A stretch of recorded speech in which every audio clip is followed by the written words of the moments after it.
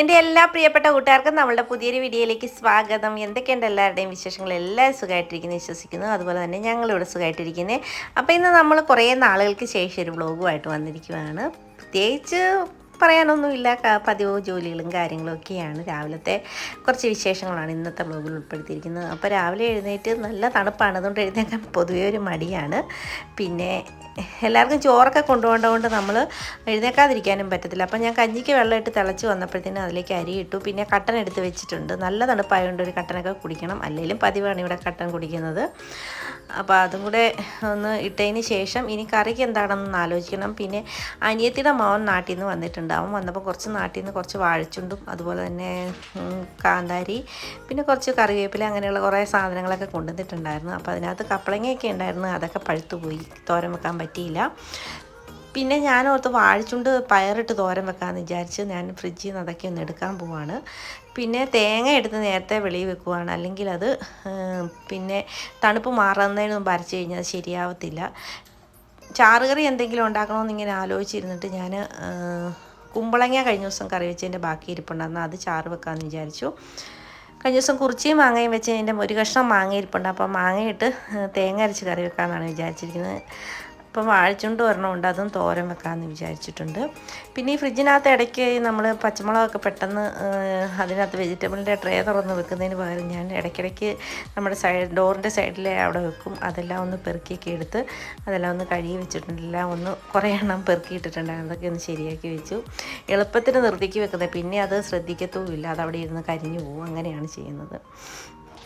പിന്നെ ഞാനത് ഒരു 2 കൈപ്പിടിയോളം പയർ നമുക്ക് കുക്കറിനകത്തോട്ട് ഇടുവാണ്. കാരണം അത്രയും മതി. ഒത്തിരി പയറിട്ട് കഴിഞ്ഞാൽ ചുണ്ടും പയറും തോരൻ വെച്ച് കഴിഞ്ഞാൽ വാഴച്ചുണ്ടും പയറും തോരൻ വെച്ച് കഴിഞ്ഞാൽ അത്രയ്ക്ക് അങ്ങോട്ടൊരു ടേസ്റ്റ് കിട്ടത്തില്ല. പയറിൻ്റെ ടേസ്റ്റ് മുന്നിൽ നിൽക്കും.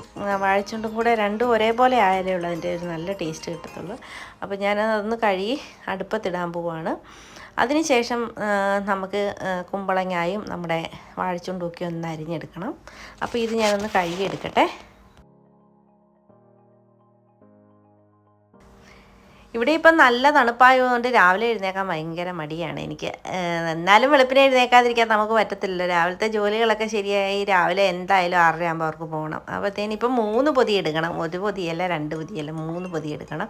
3 പേര് അവന് അനിയത്തിയുടെ ജോലിക്ക് പോകാനായിട്ട് വന്നതാണ്. അപ്പം അവനും കൂടെ ഉള്ളത് നമ്മളിവിടെ റെഡിയാക്കി എല്ലാം എടുക്കണം. അപ്പം അത് ഫുഡ് ഉണ്ടാക്കുന്നതല്ല, പൊതിയൊക്കെ എടുത്താൽ കറക്റ്റ് സമയത്ത് വെക്കുമ്പോൾ നമുക്ക് കുറച്ച് ടൈം കൂടെ ആവുമല്ലോ. പിന്നെ കഴിക്കാനുള്ളതൊക്കെ റെഡിയാക്കണം. ഇപ്പം ബ്രേക്ക്ഫാസ്റ്റ് കഴിക്കാൻ ഒരാളും കൂടി ആയി. നേരത്തെ എനിക്ക് രാവിലെ ഉണ്ടാക്കിയാൽ മതിയായിരുന്നു, പക്ഷേ അന്നേരം എനിക്ക് മടിയായിരുന്നു. ഇപ്പം അവനും കൂടെ ഉള്ളതുകൊണ്ട് 3 പേർക്കും ഉണ്ടാക്കണം. ചേട്ടന് മാത്രം കഞ്ഞി മതി. അപ്പോൾ അങ്ങനെ അങ്ങ് പൊക്കോളും.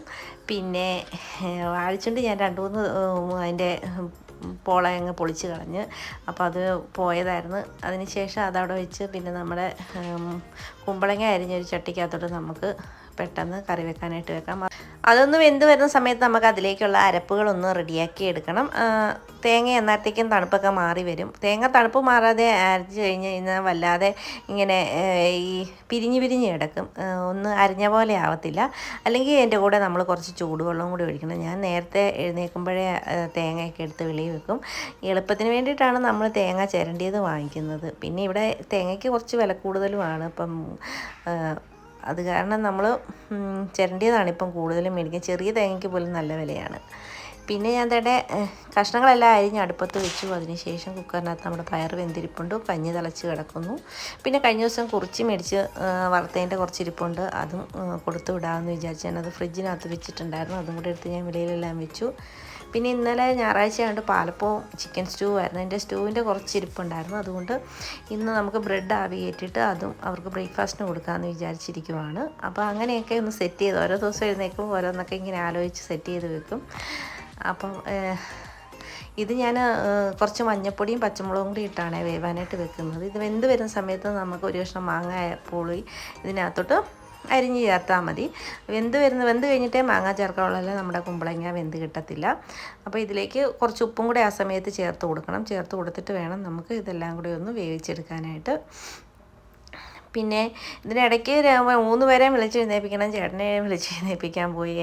അതിനിടയ്ക്ക് രാഹുലിനെ വിളിച്ചു. പിന്നെ അനിയത്തിൻ്റെ മോൻ്റെ പേര് അപ്പൂസ് എന്നാണ്. പ്രണവെന്നാണ് അവനെ വിളിച്ചെഴുന്നേൽപ്പിച്ചു. അതിനിടയ്ക്ക് ഇതിനൊക്കെ ഓടണം, അതിനിടയ്ക്ക് കറി വെക്കണം, ഇതെല്ലാം കൂടെ പെട്ടെന്ന് 6:30 ആകുമ്പോഴത്തേന് പണിയൊക്കെ തീർക്കണം. പിന്നെയുള്ള പണികളൊക്കെ ഞാൻ പതുക്കെ എല്ലാം ചെയ്യത്തുള്ളൂ.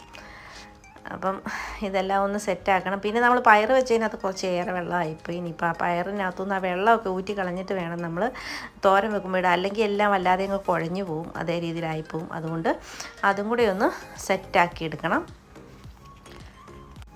പിന്നെ നമ്മൾ കറിയുടെ അരപ്പ് ചേർത്തിട്ട് ആവശ്യത്തിന് വെള്ളവും ചേർത്ത് നമുക്കൊന്ന് കുറച്ച് ലൂസാക്കിയാണ് എടുക്കുന്നത്. ഇരിക്കുമ്പോൾ അതൊന്നുകൂടെ കുറുകും, അതുകൊണ്ട് ഞാൻ കുറച്ച് ലൂസാക്കിയാണ് എടുക്കുന്നത്. ഈ സമയത്ത് ഞാനത് ഉടച്ചൊക്കെ കൊടുക്കുന്നുണ്ട്, ഉടച്ച് കൊടുത്തിട്ടാണ് ചേർത്ത് കൊടുക്കുന്നത്. പിന്നെ നമ്മളിതിലേക്ക് ഉപ്പോ എരിവോ എന്തെങ്കിലും കുറവുണ്ടെങ്കിൽ ഈ സമയത്ത് ചേർത്ത് കൊടുക്കാം.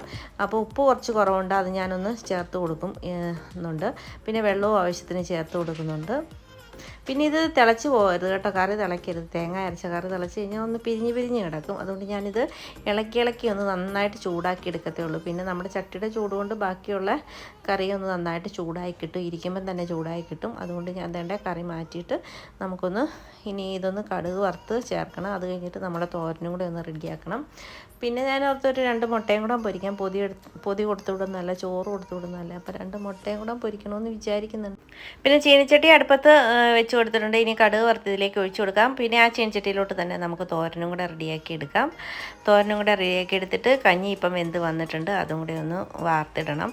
എല്ലാം കൂടെ പെട്ടെന്ന് കൈ ഒഴിയാതെ ചെയ്യണം, എന്നെങ്കിലേ നമുക്കിതെല്ലാം ഒരു 2-3 കൂട്ടം കറിയും കൊടുത്തു വിടണം, കാപ്പിക്കും റെഡിയാകണം, പിന്നെ കഴിക്കാൻ എടുത്തു കൊടുക്കണം, ചായ വെക്കണം, പിന്നെ അതിൻ്റെ കൂടെ ചോറും പൊതി എടുക്കണം. ഇതെല്ലാം ഈ 6:30 ആകുമ്പോൾ റെഡിയായി വരണം. ഞാൻ തന്നെ ആയതുകൊണ്ട് ഇച്ചിരി പ്രശ്നമാണ് എല്ലാം ചെയ്യുന്നത്.